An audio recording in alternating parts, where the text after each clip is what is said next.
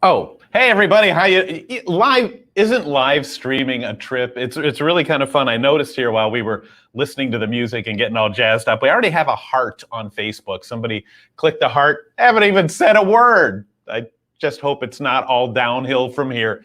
Glad you're with us. Hi everybody. This is Growing Bolder. Now we're on this stream, which is on Twitter, which is on we're on Facebook. We're on Twitch, which is such a cool platform. We hope you check out our Twitch platform because Mark Middleton's got some great things going there, along with the lead singer from the group Trivium, where these guys are going to bring gaming to our demographic because, gosh, we're tailor-made for it. There's so much fun to be had. And wait till you see what Mark and Matt have in store with a big online gaming tournament. It's a whole world that really sounds like it's going to be a lot of fun. So anyway, check out our Twitch page and maybe click there if you haven't already to follow Growing Bolder. But where was I? This is Growing Bolder Now, where we talk about things we can do to get more out of life, to live our best life possible. And not that there's anything wrong with what you're doing or what any of us are doing. It's just that you know what it's like. Life is tough. It wears you down. It wears all of us down. And we inevitably fall into like following the routine, doing the same things the same way every single day. And what happens? Before you know it, weeks and months and even years go by in a flash.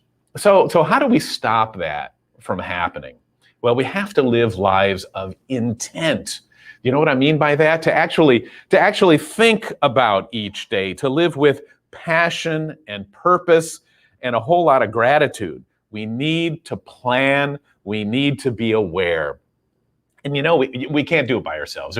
We all need a little boost, a little reminder, and we need to see other people do it too. And that's what Growing Bolder is. So do check out growingbolder.com. I'm telling you, in an internet sea full of websites that are all almost exactly the same, growingbolder.com is one of the most unique you will find because it's all set up to inspire people to live our best lives. And you're about to get a little taste of that in just a couple of minutes. We will meet a guy. This guy's amazing. He's considered the Ansel Adams of today. His name is Clyde Butcher, and in his 79 years, this guy has experienced everything from personal tragedy, which we will ask him about, all the way to triumph, to being one of the best art photographers, art landscape photographers in the country. This guy's gone from wanting to make a profit, like all of us are after when we're first starting out, to wanting to make a difference. And when you see his art, I think you'll really understand what we mean, and we'll talk with him in just a minute. But first, how many of you had the chance to see the season premiere of Growing Bolder on public television? Episode 1, it was a good one. It was moving. It was heartfelt. It had a good laugh or two in there as well. Make sure to set your DVRs or be watching this weekend to catch the next episode. You'll meet Melinda Sparks. She's a female pro football player, Smash Mouth football. She's 52 years old, and man, is she a character. Very memorable.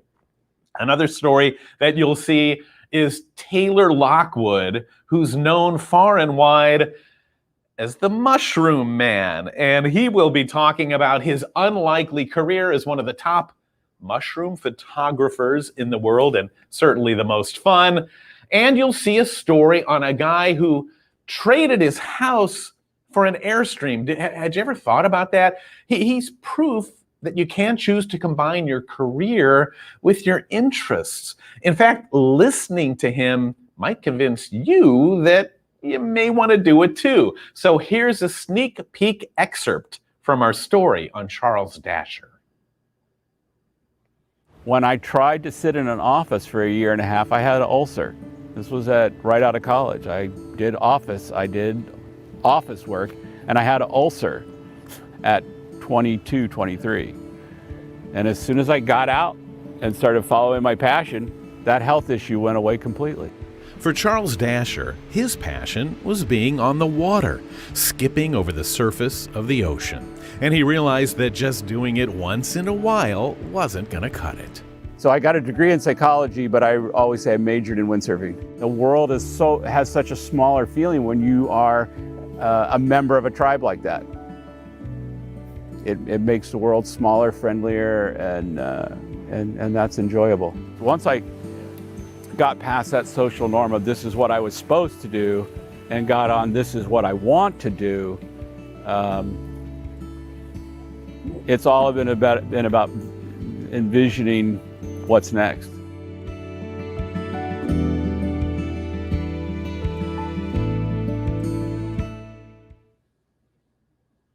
But the guy is very interesting. He's very cool. The whole series is really cool. And it's always about envisioning what's next. It's about taking the reins of your life, maintaining some sort of control, having a plan, hearing how all these people are doing, learning, and about how it's going, and the things that they come up against and how they get around it. When you hear other people talk about their journey, it really is fascinating. And there will be something in all of their stories that will apply to you. So the next question is, where can you see the show?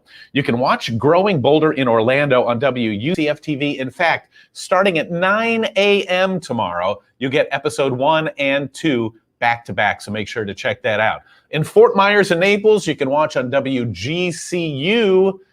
In Gainesville on WUFT, in Tampa on WEDU, and in Jacksonville, that's where the Airstream guy lives, on Jacksonville PBS, and in South Florida, you can watch on WXEL and WPBT. We do want to let you know as well that many towns across the nation and more in Florida have it scheduled in the coming weeks. Every PBS station makes their own schedule. So it's on at different times of the year and different dates. So what you need to do is check your local PBS station for the schedule to see where Growing Bolder airs near you. It really is a great show and it's very different. But right now, it's time to meet our guest. Here's a good way to get into him too. What happens? This is something we all think about. What happens when you've been going along in your career, only at some point to realize you don't really like it, or that there's something else that you wish you were doing? Have you ever felt like that? So when that happens, what should you do? Well, we're about to meet someone who not only changed professions, but making that decision also ended up totally changing every bit of his life. So let's bring in Growing Bolder's Mark Middleton into the conversation right now. Mark? Yeah, it really is an amazing story, Bill. He is now a legendary photographer, considered by many to be a national treasure. He's called the foremost landscape photographer in America today. In fact, people compare him to the legendary Ansel Adams. He's also a conservationist, but maybe even more important than that, he's a humanitarian whose works transcend political boundaries. And he works to reveal the true beauty of nature, which is more important every day, we think. He's created award-winning environmental documentaries for public television, and he has published numerous books of photos of his travels all across America.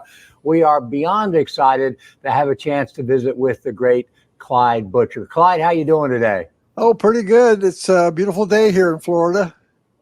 You're looking good. And, you know, Bill and I, folks, just found out by the by that Clyde has not shaved since 1975. So we're going to start the interview with that little nugget. You know, Clyde, you are looking great.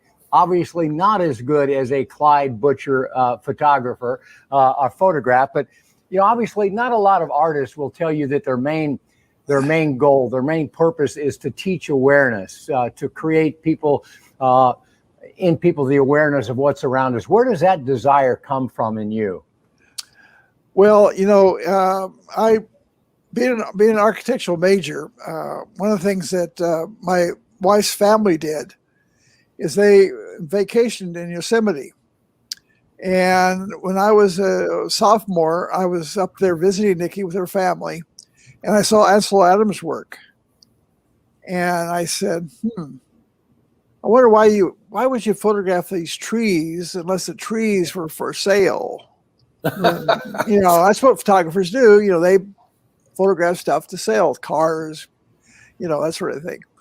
So that was my first kind of not quite environmental oriented. You are called a modern day Ansel Adams. How does that feel to have that connection, that recognition after being inspired many, many decades ago by his work? Well, it's pretty exciting because, how many people can say that? I was just using Ansel Adams and Everett Weston and Wayne Bullock as somebody to get an idea of what to do as an art. I mean, in the 60s, a little bit away from being photography as art in the 60s. It was more of a craft. And so that's the main thing. It was a problem. It was considered a craft. I mean, when I saw Ansel Adams 16 by 20 Moonrise over Hernandez in his gallery in 61, it was $75. Wow. That was wall decor. It wasn't art. Folks, we're talking to Clyde Butcher, and you have to look him up online to see some of the photographs that he's really known for these beautiful, huge black and white prints. A lot of them have to do with Florida. And I was going to ask you about that, Clyde, because you mentioned Yosemite. And it seems to me that like great landscape photographers are all drawn to majestic mountains and rolling hills, not exactly what you find in Florida. So what pulled you down to the Sunshine State? Well, according to people in California, there's nothing worth anything in America east of the Mississippi or the Rocky Mountains.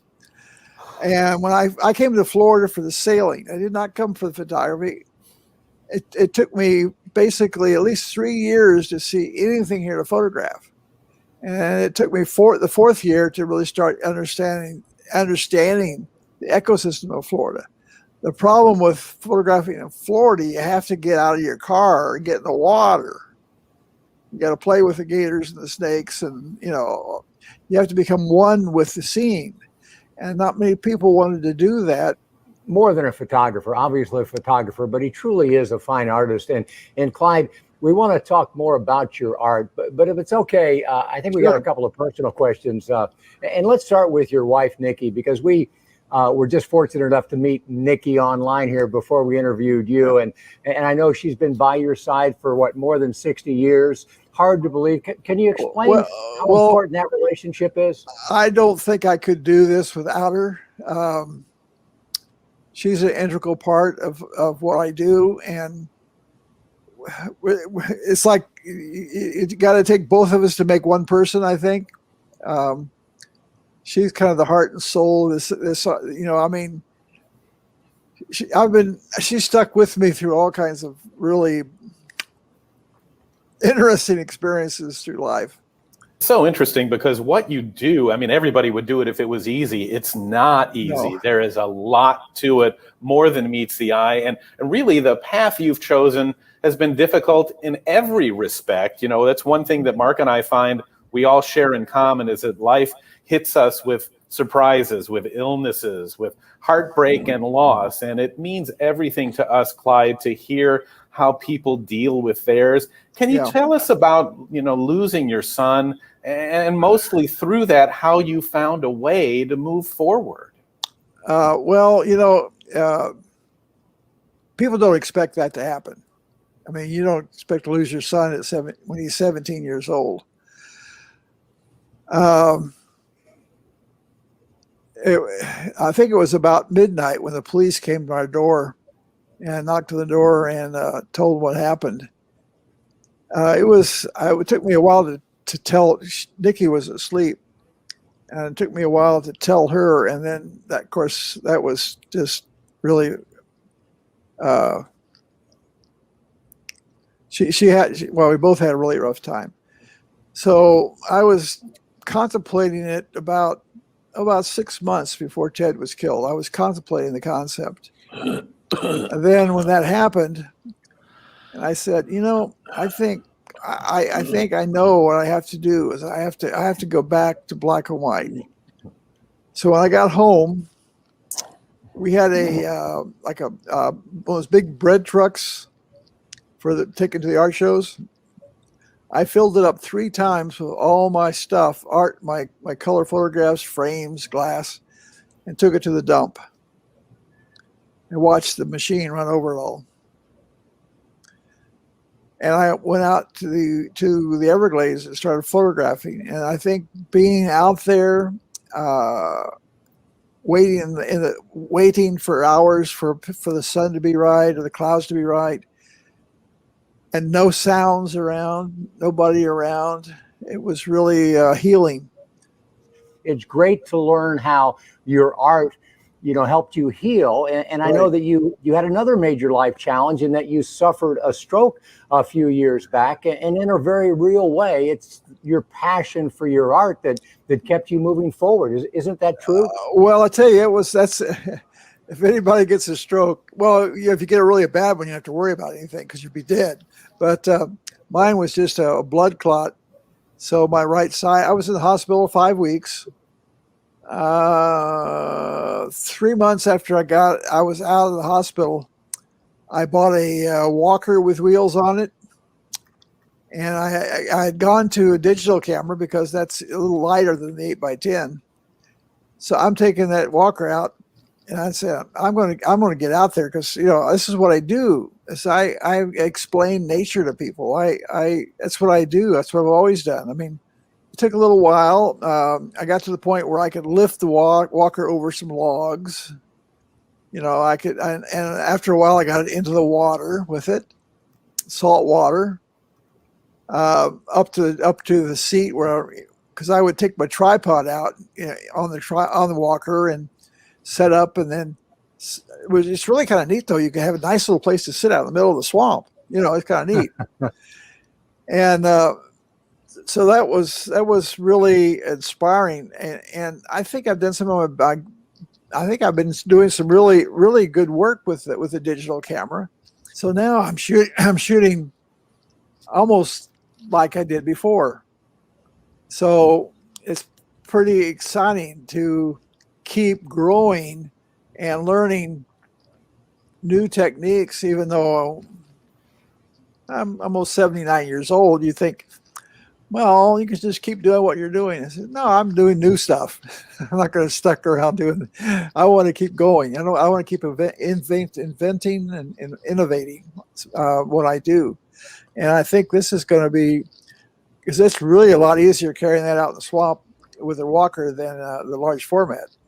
And folks, do you get that? Do you understand now why Clyde Butcher is still at the top of his field? He's not the same guy that he was, even though he was great in his 40s, 50s, and 60s. He's evolving. He's getting better. He's seeing things differently. And right about 79 years old now, Clyde, do you think about stopping, dragging your walker around? Is it harder to make yourself go out waist deep in the swamp? And are you as passionate as you used to be? Well, actually, I've progressed to a different kind of walker. Just a plain old walker. There's no wheels on it. So now it's hard to take a walker with wheels through the sawgrass. So this last December, I got this walk. It's like a $75 walker. So now I'm able to get out.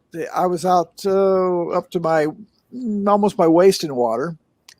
In the Everglades, about 80, 90 feet from shore. So I really tell people I will probably retire when I can see the roots of the grass. Maybe you can't see them, but I don't see why anybody would want to retire when you're doing what you want to do. Why would you? Why do these people go on golf courses? I mean, gosh, it's kind of wasted time. Clyde, I think it wouldn't be an unfair question, but it would be a question that probably, or an answer we couldn't learn from if we asked someone who had lived a life with no challenges, no heartbreak, no setback, was not a risk taker. If we asked them about the meaning of life, the purpose of life, but with you I think we can learn a lot. So is there a moral to the story? Is there something you've learned about life in general that you think is important that the rest of us should know? Well, when there's a door that can be opened, you should, if you should go through it. If it's a door that makes progress for you and the world, step through that door and keep going. I mean, okay, like for instance, when I started doing these large photographs, they didn't make anything. They didn't in the darkroom process of it, trays and washing and all that. They didn't make any of this stuff. So I had this idea of what I wanted to do. So I had to go and build it all. Being an architect, it's pretty helpful. So people sometimes are restricted by, they don't do this, so I can't do it. Well, look at Elon Musk. He's the top rocket guy in the world now. And when he got started, he had no idea what a rocket was. I mean, and now he's the best. So people, if they want to, can progress if they have a desire. And a photographer asked me, well, what should I photograph? Well, what do you love? Do you love cars? I guess that would be okay. So you have to do what you love. And I've always loved nature. And, the world is, how good does it get? I mean, does it get any better than this? I mean, would you take the Everglades over Mars? I think I'd stick the Everglades. I mean, I can't believe how beautiful this world is, and we have no respect for it. And that's what I'm trying to do with my world, is get to the point where people could understand how beautiful it is. When I started doing the work on the Everglades, the politicians had no idea what the Everglades were about. They just thought it was a swamp. They didn't have any idea it was a beautiful place. We have a special place here, and I don't think people realize it. I don't know if people understand where their air comes from, where their water comes from. I mean, it's pretty simple. I mean, we just need more trees. Wow, we just need more trees. What a conversation. And what a great way to end the conversation with the always interesting Clyde Butcher. What did you think of him? Wasn't that something? I mean, here's a guy who's 79, retirement age is what, 65? He isn't talking about retiring. In fact, he's taken a walker after a terrible stroke and figuring out how to get it in the swamp waist deep so he can sit there and continue to do what he loves to do at 79. Do you hear that? I mean, this is a message not about Clyde Butcher. It's about you and about me and our parents and our family members and our loved ones, that life doesn't end. Every day of your life, a day at 79 is just important as a day in your life in your 20s. We don't think that way all the time. We've got to remember that. As for Clyde, check out his website at clydebutcher.com to see how truly remarkable some of his work really is. I mean, you can see it. You saw it in the interview that we did there, but it's very large format. The detail is amazing, and he's got a great way of explaining why. He says that when you're looking at a small thing, okay, your eye takes the whole thing in. But when you're looking at a very large print, because it's almost like reality. You look left, you look right, you see the detail, and it's almost like you're stepping into it. So he does some really amazing stuff. And remember the main point, that for him, it turned out to be black and white photography in the Everglades. For you, it could be anything. What are you interested in? What do you like to do? What makes you want to get up in the morning? What are these things that you want to discover in life? And then we need to think about how we can contribute to whatever our interests are. We all have unique skills. What can we offer? And then step out of our routine, step out of our normal into something new and figure out how we can make a difference. Our world can look like a completely different place when we find purpose and when we make a difference. Listen, for more, lots more interviews like this, videos, podcasts, links to social media, Growing Bolder magazine, apparel that's very cool looking, and enough inspiration to really get some people thinking, check out growingbolder.com. That's the home base for all we do, growingbolder.com.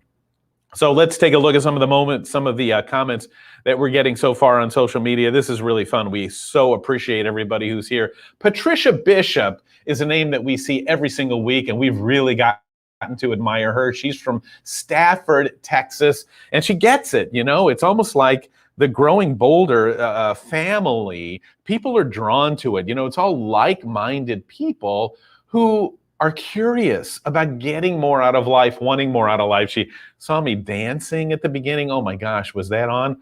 Not one of my greater talents, but sometimes you just got to do what's fun, right? Thea Daniels is here all the time from Santa Rosa, California.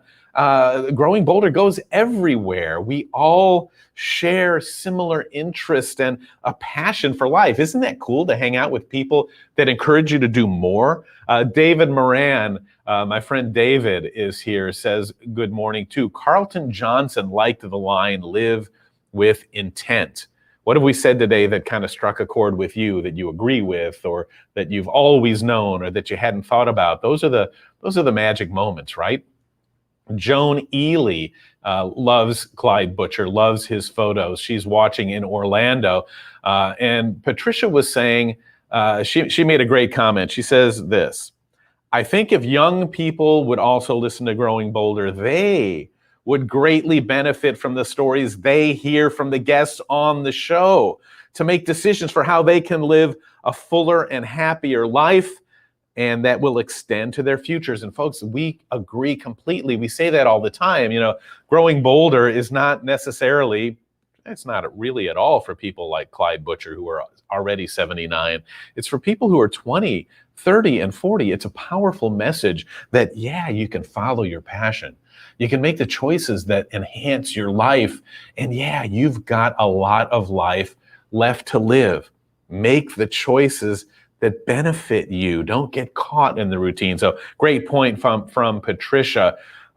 She kind of blows her credibility when she says three handsome men, Bill, Mark, and Clyde. Mark and Clyde, yes. I've never heard that very much in my life.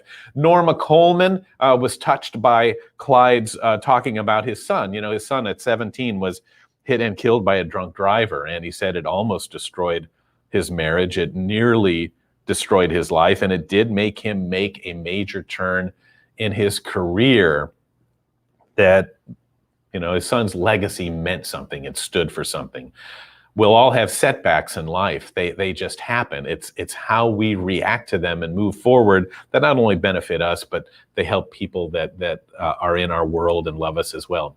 James Zumack loves Clyde's art and wonders how he develops, enlarges, and filters it all. Clyde talked about how he had to go, those prints are so huge. There's no sinks that big to put the photography paper in while you're developing it. He had to build them himself. He didn't know what he was doing. He said he kind of figured it out by trial and error and going to the big box hardware store. So there are barriers that will be in your way, but half the challenge, half the fun, half the fulfillment comes from meeting those challenges. Norma Coleman called him a warrior of a gentleman. I love this. On Twitter, we got some comments. On Twitter, I keep saying Twitter. On Twitch, got some great comments there from S. Dinon saying the show is so much fun. Thank you for that. That's what we're going for.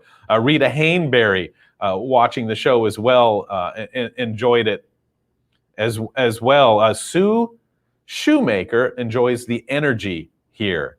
Laura Mayer, living with intent means paying attention. So many great people here. Franklin's Friends says they use Twitch all the time, and it's a great venue for them, a great fundraising organization. They help animals out. There's all kinds of things to see on Twitch. Do explore there. And like I said, we would love it if you join the Growing Bolder community on Facebook, on Twitch. Just get out there and be part of these.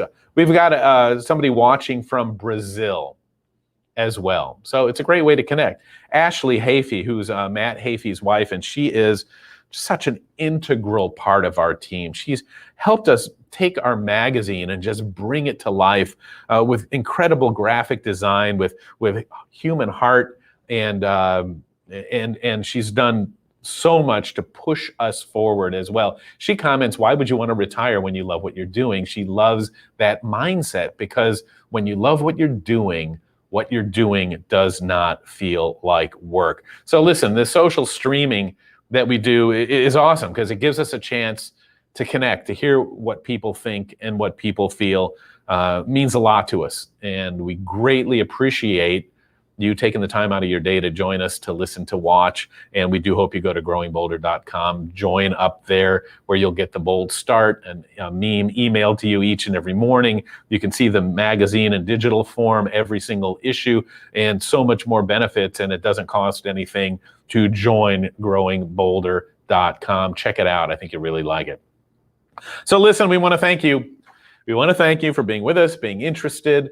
Spread the word with everyone you know, and I'll leave you with this. Remember, no matter what opportunities, challenges, and adventures that life throws at us, we can find a way to make the best of it and to keep growing bolder. I'm Bill Schaefer. Thanks for watching.